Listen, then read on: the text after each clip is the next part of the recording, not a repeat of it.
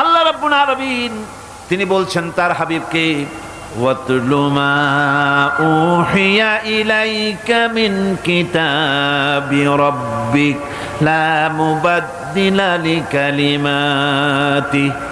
তোমার প্রতি তোমার প্রভুর পক্ষ থেকে যে কিতাব অবতীর্ণ হয়েছে তা তুমি তেলাওয়াত করো। কোরআন শরীফ বেশি বেশি তেলাওয়াত করো। নবীজিকে তেলাওয়াত করতে বলা হয়েছে, আর বলা হয়েছে আল্লাহর কথা কেউ পরিবর্তন করতে পারবে না। বেশি বেশি তেলাওয়াত করো, তোমার উপরে যা অবতীর্ণ হয়েছে তেলাওয়াত করো। এটা শুধু নবীর জন্যই নয়, গোটা উম্মতের জন্য তেলাওয়াতের হুকুম। তেলাওয়াত করো।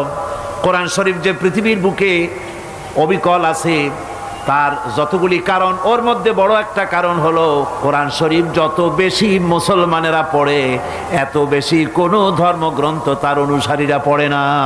ঠিক কি না? নামাজে তেলাওয়াত করে, এমনি তেলাওয়াত করে, করবে না কেন? কারণ হলো এমন কিতাব আল্লাহ দান করেছেন যার প্রত্যেক অক্ষরে অক্ষরে 10টা করে নেকি আমলনামায় লেখা হয়ে যায়।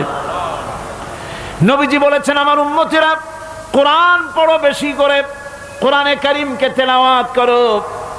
কেউ যদি সূরা ইখলাস 3 বার পড়ে গোটা কোরআন শরীফ একবার খতম করার সওয়াব আল্লাহ দিয়ে দিবেন।